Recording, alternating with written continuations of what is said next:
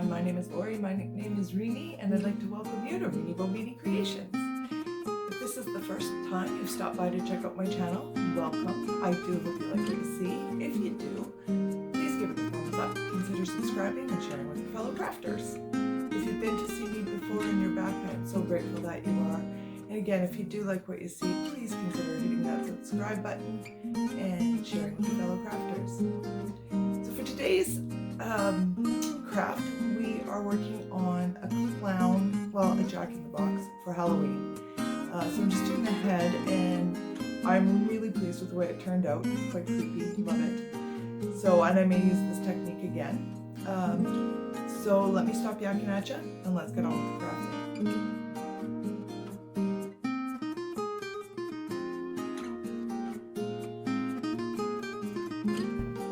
So, carrying on with our Halloween theme, I did get this mask. This is not what this is going to end up as, but it's a great starting place here. So I want to make him a whole head, not just a mask. So to do that, I got my balloon. We're going to actually add paper mache to him. So I took off all, he had a veil I took off, and of course the elastic to turn him into a mask, which we're not going to need either. I did leave the eyes in because that's going to be a good place to sort of help with the paper mache, something for it to adhere to. Now for the balloon, I'm going to stick the balloon in. I think I need to make him a bit bigger.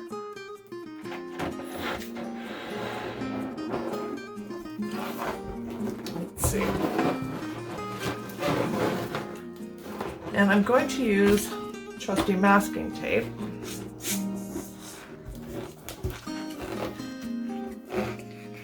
To give him, to stick it to him. Oh, hang on.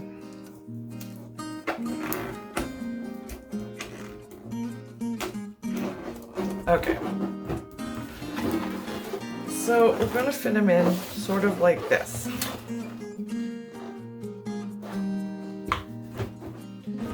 And again, just going to use the masking tape to sort of put them together. The other thing we are going to need is some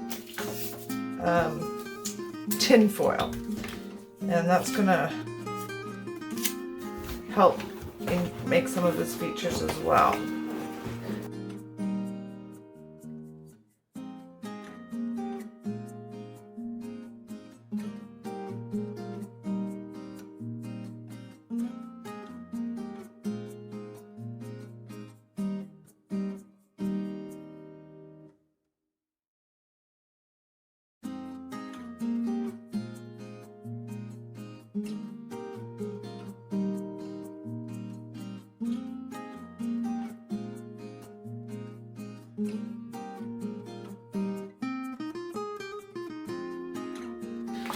Put my trusty tin foil.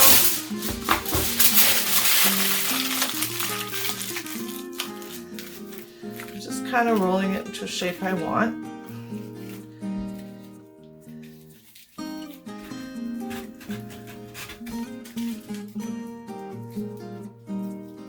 And I'm just looking for the main structure right now. I'm not going for perfection because that's what the paper mache and all of that's going to be.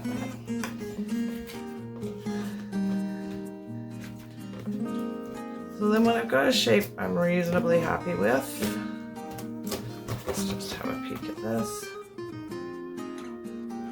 Cool.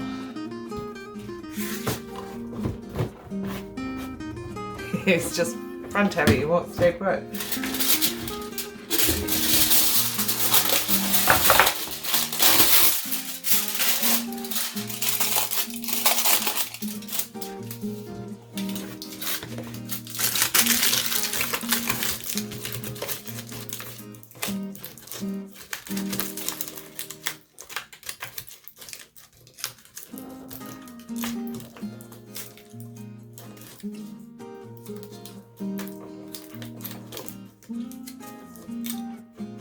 Yep, that'll work for me.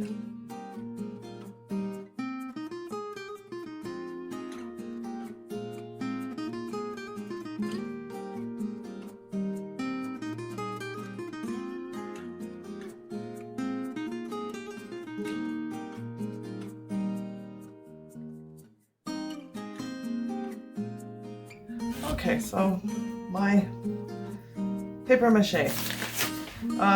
Just like I said, if I find the actual recipe, I just kind of know the consistency now and all that kind of stuff.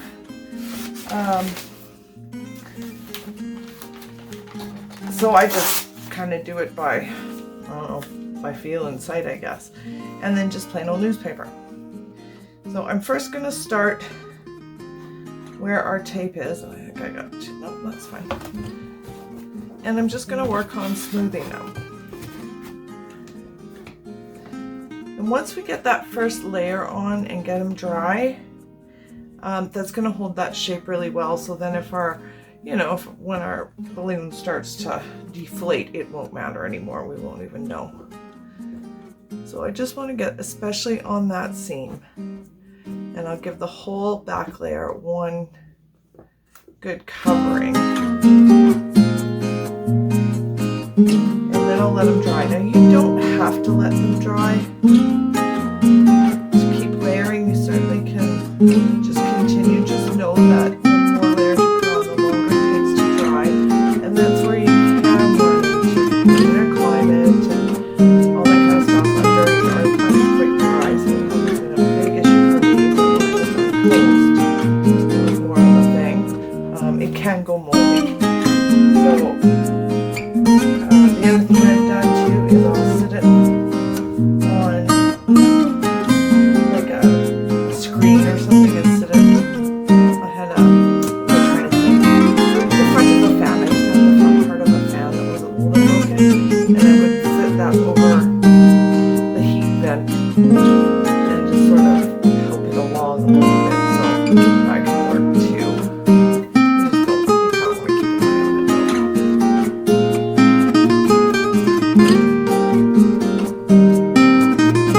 And on this part, we're not so much worrying about getting the right shape or anything right now. We're just trying to connect the two, essentially.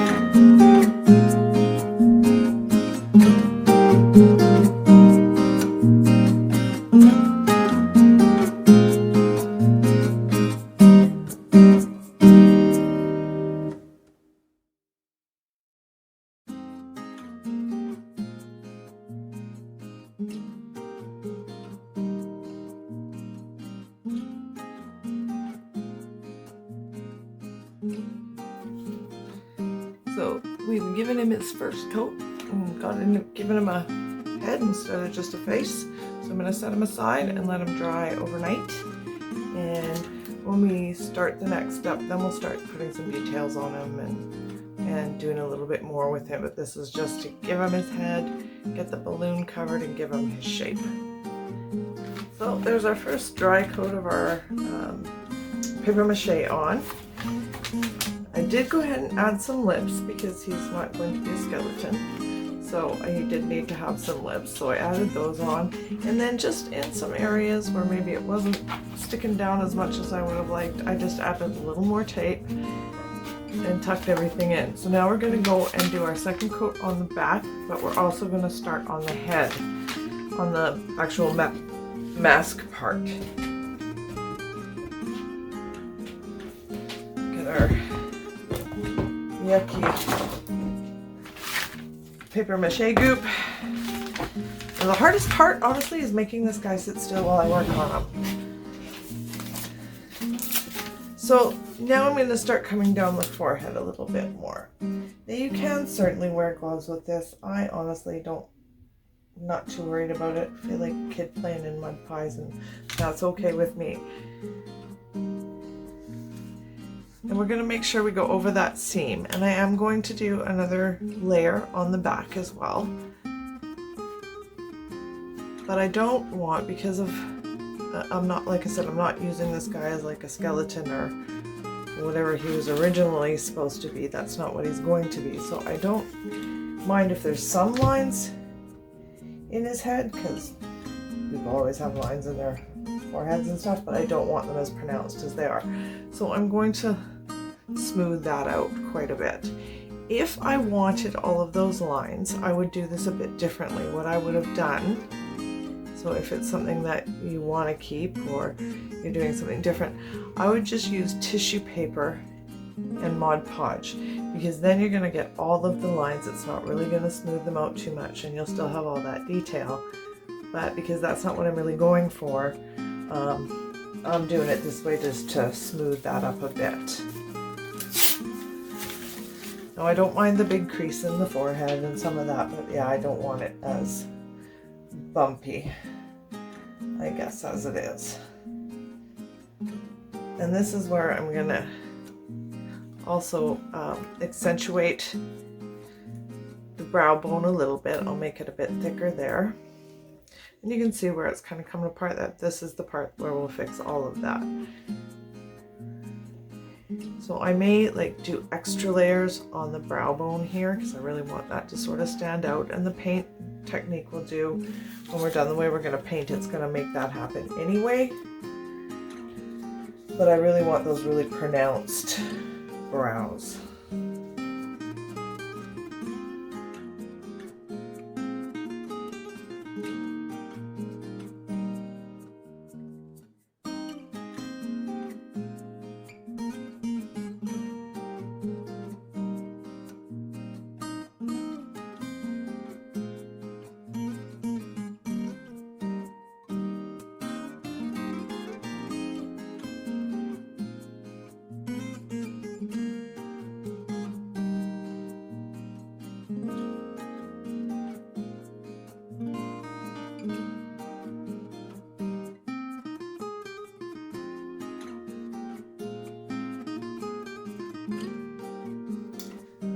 He's got his second coat on, and well, the first one on the face and possibly the only one on the face. We'll see how he looks when he dries, whether we need to add any more or not. So I'm going to set him aside to dry overnight, and when we come back, if he's looking good, we'll probably just give him a light sand and get to the painting part. If he needs a little bit of touch up, we'll do that, but that's what he's looking like at the moment. So all of our paper mache is all dry now. So I am going to take him outside and give him a bit of a sand just on some of these high spots and that sort of thing. But he's actually not too bad. And I don't mind if he looks if there's a little bit of texture left. I'm not worried about him being totally smooth. There are ones where I do like that, and I would use, in those cases, some spackle. But because I want him to look very vintage, I'm going to leave him not rough, but so you can tell it's paper mache. And our technique's going to hide a lot of things as well. So just with a light sandpaper, I'm going to give him a sanding, and then once he's sanded, I'm going to paint the whole head with my burnt umber. And that's because going with that vintage look I'm going to go with, I'm going to do the crackle medium and crackle the paint. So the base coat is going to be the brown. Don't worry, it's not going to be all dark and brown, but we are going to do the crackle. So once I've got him sanded and given him his good coat of the burnt umber, we'll be back on to do the crackle. So our evil clown Jack in the Box has his first coat of the dark brown paint. I may touch up just a bit in here in a few places, but I'm not worried about perfect coverage on this base coat, because the next step we're going to do is we're going to give him a coat of this crackle medium. And I have the one here by Folk Art. I'm sure there must be other brands. I have never seen them where I'm at in my neck of the woods. So for this, we're just gonna give him a coat of paint. Nothing fancy with that. I'm not gonna bore you by making you watch me do that. But when we've got it on, we're gonna let it dry, and then I will show you the next step, because there's a bit of a technique to putting a coat of the crackle. After you've done the crackle media, putting the top coat on, it's a bit fussier than just throwing some paint on. So I'll just go over that with you when we get to that stage. So our face is all painted. He's got his coat of the crackle medium on, and so now we're gonna do the top coat. Now you can see on the teeth, I'm not worried about it. We'll be cleaning that up later. But let me show you sort of how this crackle medium works. Now with crackle medium, you don't want to go over the same spot too many times or you'll start to peel the paint off. So you do have a little bit of time, but you'll see it starts to crackle pretty quickly. So as you're painting, as soon as you start to see it crack, that's when you have to start being real careful about not going over your spot too many times. So I am purposely going to do one so you can see what I mean, and then I can tell you how to fix it. So first we'll just go until I see them cracking.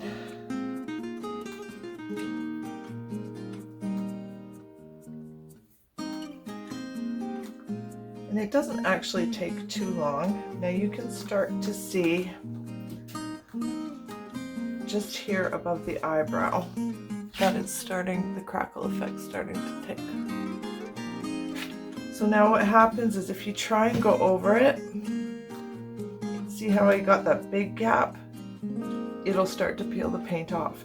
Now if you're doing this and that happens, you miss a spot, and as you go over it, you take a chunk of the paint, don't try and fix it while it's wet. Wait till it dries, and then you can go back in and touch up any little spots. Now there are some occasions, see I just did that again, so I will let that dry before I go back to fix it. But there are some occasions where I actually want that look if I'm really trying to make it look beat up or whatever, right? Sometimes I'll do it on purpose, but I don't want to do it for this. So yeah, I just wanted to make that point that if that happens and it's not the look that you want, wait till it dries before you try and fix it, or all you're going to do is make that spot bigger. It'll just peel off more of the paint.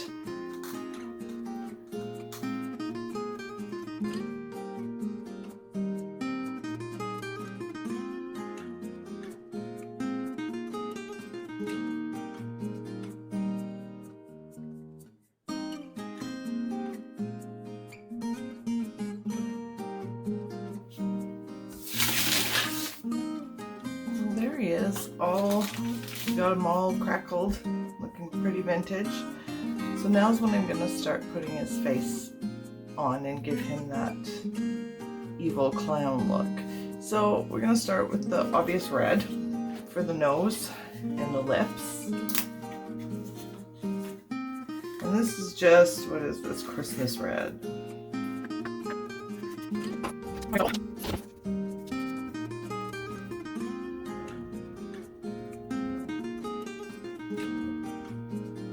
Check out right here.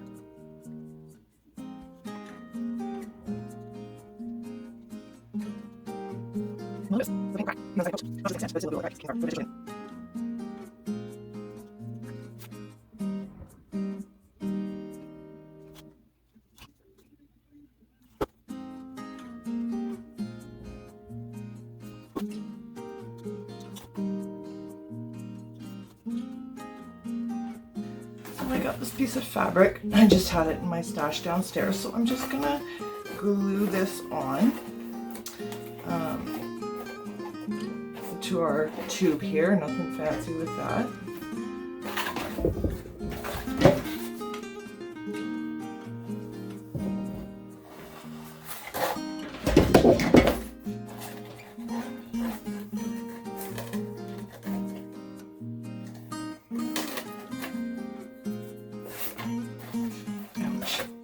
I get through one crafting session without burning my fingers on glue. And then I'll just kind of fold that in to give us a clean edge before I glue that bit. Let's see if I can do this one without burning myself.